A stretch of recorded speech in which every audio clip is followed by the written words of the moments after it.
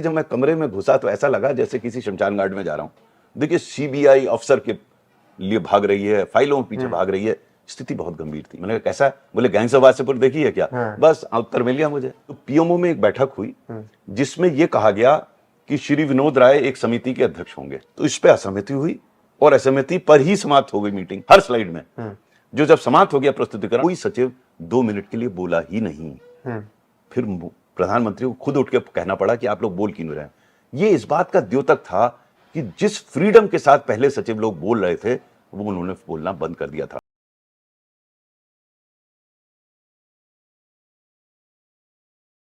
Scam में जब कोल scam के बाद आप आते हैं, आपको फाइलें मिलती हैं, तो वो क्या प्रोसेस था? कोल स्कैम क्या था ये? देखिए ऐसा है कि जब मेरी कोल में नियुक्ति हुई सचिव के रूप में, तो मुझे बहुत आइडिया नहीं था। थोड़ा बहुत अखबार में पढ़ते थे स्कैम हो गया, तो मैंने मित्र को फोन किया। मैंने कहा यार कोल सेक्टर कैसा है, मेरी पोस्टिंग होगी? बोले हाँ हुई है। मैंने कहा कैसा? बोले गैंग्स ऑफ वासेपुर देखी है क्या? बस उत्तर मिल गया मुझे। तो मुझे याद है कि जब मैं कमरे में घुसा तो ऐसा लगा जैसे किसी शमशान घाट में जा रहा हूँ। देखिए सीबीआई अफसर के लिए भाग रही है, फाइलों के पीछे भाग रही है।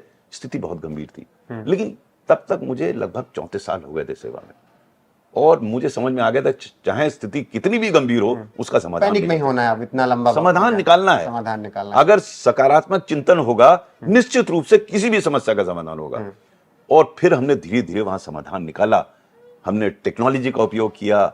एक जो सिस्टम कोल ब्लॉक ऑक्शन का बनाया वो आज भी कारगर है। ये हमने 2015 में बनाया था। 9 साल बाद भी वही सिस्टम कारगर है। बहुत थोड़ा बहुत परिवर्तन हुआ होगा, उसे कोई परिवर्तित नहीं कर पाया पूर्ण रूप से, वो कारगर है। एक पैसे की गड़बड़ी नहीं है। तो ऐसी व्यवस्था बना देना एक बड़ी बात थी।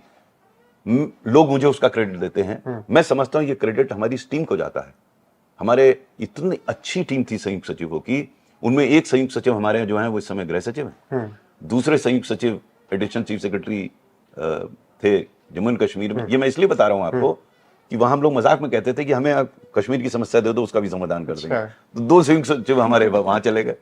तो ये मेरा ये चिंतन है, सकारात्मक सोच है, उस पर बहुत निर्भर करता है कि आपका एटीट्यूड क्या है।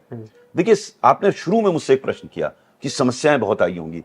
देखिए समस्याएं तो हैं ही, तभी तो ब्यूरोक्रेसी है, तभी तो शासन है, तभी तो सरकार है। सरकार, शासन, ब्यूरोक्रेसी का काम उन समस्या का समाधान करना। अब आप समस्याओं से अगर डर गए तो गड़बड़ हो जाएगा, बिल्कुल, या उसका अंग बन गए तो और गड़बड़ हो जाएगा। तो आपको तो समाधान ढूंढना ही ढूंढना है। कुछ का मिलेगा, कुछ का नहीं मिलेगा। ये कहना गलत है कि मैंने जो काम किया उसमें सक्सेसफुल रहा। मेरी अगर आप पुस्तकें पढ़िए तो अपने फेलियर्स में भी मैंने बड़ी चर्चा की है कि हम इस जगह फेल हुए, यहां फेल हुए, कई जगह फेल हुए। तो फेलियर तो एक स्वाभाविक है किसी भी व्यवस्था के लिए। प्रश्न ये है कि व्यक्तिगत रूप से क्या मैंने वो प्रयास किया जो मुझे करना चाहिए। अगर वो मैंने प्रयास किया तो फिर वही बात कर्मण्येवाधिकारस्ते, आपने अपना कर्म वो किया है, फल की इच्छा मत कीजिए। अब जिक्र हुआ कोल स्कैम का, मोदी सरकार ने भी आपको मिलाया। नाराज क्यों हो गए थे आप किसी एक मुद्दे पर? मैं किसी से नाराज नहीं हुआ। ऐसी खबरें थी कि आपने कहा कि नहीं हम अपनी बना लेंगे पूरी, वो हम आपकी बनाई हुई उसमें काम नहीं करेंगे। किस चीज में? मोदी का पीएमओ हर चीज कंट्रोल करता है, मंत्रियों की प्रेस मीट के लिए भी लेनी पड़ती है, हम अपने अनुसार काम। नाराजगी नहीं थी उसमें मेरी। कोई नाराजगी नहीं थी। नाराजगी मेरी असहमति होती है किसी भी प्रकरण पर। मेरे शुरू से आदत थी अपनी बात मैं कहूंगा वहां पर। जब मैं कोयला सचिव बना तो हम व्यवस्था बना रहे थे। तो पीएमओ में एक बैठक हुई जिसमें यह कहा गया कि श्री विनोद राय एक समिति के अध्यक्ष होंगे। मैंने अपनी पुस्तक में लिखा है इस बारे में। तो मैंने प्रमुख सचिव को यही कहा, मैंने कहा साहब आपने मुझे सचिव बनाया है तो मुझ पर विश्वास कीजिए। अगर उन पर विश्वास है तो वो कार्य करें। ये तो संभव नहीं होगा साहब कार्य मैं करूं वो सुपरविजन वो करें। अगर आपने मुझे किया तो इस पे असहमति हुई और असहमति पर ही समाप्त हो गई मीटिंग। फिर मैंने जो ठीक समझा अपना काम किया, ऊपर वाले की अनुकंपा से सब ठीक ठाक हो गया। सरकार सबको उसका क्रेडिट मिला। मोदी जी से कभी जब आपकी मुलाकातें हुई तो उन्होंने किस तरीके से गाइड किया या कुछ? देखिए मैंने इस बारे में कई बार कहा है। मैं आरंभिक रूप से जब उनसे मिला तो मैं बहुत उनसे प्रभावित हुआ, क्योंकि मैं कुछ बिंदुओं पर उनसे असहमत था। मेरा मत भिन्नता थी और वो सहमत हुए। इनफैक्ट जब मेरी पहली बैठक हुई उनसे, कुछ वैसे बिंदु किस पे? जब पहली बैठक हुई मेरी उनसे, तो वो नया नया मैंने ज्वाइन किया था।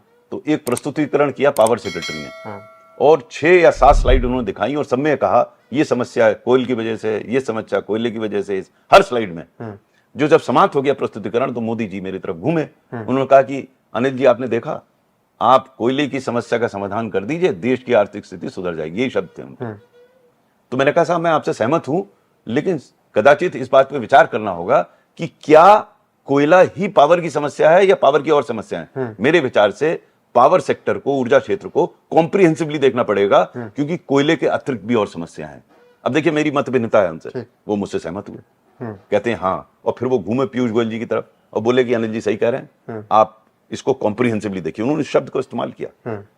तो देखिए शुरू में मुझे ऐसा लगता था कि मोदी जी हम लोगों को प्रेरित करते थे बोलने के लिए। हम लोगों को चाय पे बुलाते, सब सचिवों को, हर 3 महीने में अच्छी चाय होती थी, बढ़िया ओपन चर्चा होती थी, और उसके बाद हम लोग अच्छा खाते पीते थे। मुझे ऐसा लगा कि 2-2.5 साल बाद इसमें परिवर्तन आना शुरू हुआ। मुझे अच्छी तरह स्मरण है जो मेरी लास्ट उनसे चाय पे चर्चा सब सचिवों के साथ थी कि कैबिनेट सेक्रेटरी ने उठ के बोले, उसके बाद कोई सचिव 2 मिनट के लिए बोला ही नहीं। फिर प्रधानमंत्री को खुद उठ के कहना पड़ा कि आप लोग बोल क्यों नहीं रहे। ये इस बात का द्योतक था कि जिस फ्रीडम के साथ पहले सचिव लोग बोल रहे थे वो उन्होंने बोलना बंद कर दिया था। अब इसके कई कारण रहे होंगे, क्योंकि लोगों को शायद ऐसा आभास हुआ कि अगर हम कोई भी क्रिटिकल बात कहते हैं तो शायद उसको ठीक से ना लिया जाए। तो ये प्रकरण मुझे अजीब सा लगा, ऐसा क्यों हुआ, होना नहीं चाहिए था, क्योंकि मेरा ये विचार था कि सरकार को इससे लाभ मिल रहा था लोगों को फ्री बोलने से। अगर उनका फ्रीडम रोका जाएगा या वो नहीं बोलेंगे तो उसका नुकसान किसी और को नहीं होगा, सरकार को होगा। तो वो जो फ्रीडम था, वो जो 2 वे कम्युनिकेशन था, मुझे ऐसा आभास हुआ कि वो कम्युनिकेशन, ये मैंने अपने पुस्तक में भी लिखा है कि ये परिवर्तन, और मेरा ये मानना है कि शायद डिमोनेटाइजेशन के बाद से ये परिवर्तन आरंभ हुआ, जो कि मेरे विचार से उचित नहीं था। आपने एजुकेशन की बात की, एजुकेशन सचिव के रूप में भी आपने काम किया। वो एक दौर कैसा था, क्योंकि एजुकेशन में आज देखिए मिडिल फैमिली के बच्चे, लोअर मिडिल फैमिली के बच्चे पढ़ना मुश्किल है, तो एजुकेशन सचिव के रूप में क्या चुनौती? देखिए एजुकेशन सचिव के रूप में मेरे पूरे कार्यकाल में सबसे ज्यादा चुनौतियां थी और सबसे कम कार्यकाल था।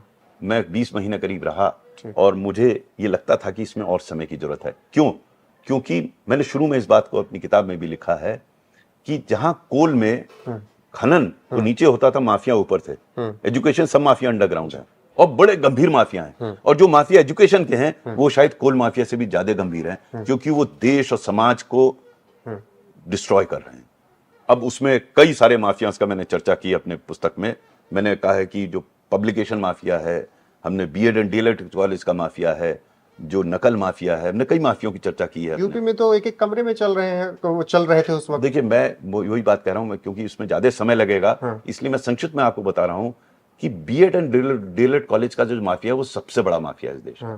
क्यों? क्योंकि वो टीचर्स को ट्रेन करता है या नहीं करता है, और वही टीचर जाके पढ़ाएंगे। तो बिना ट्रेन किए हुआ टीचर यदि पढ़ाता है तो क्या पढ़ाएगा वहां पर।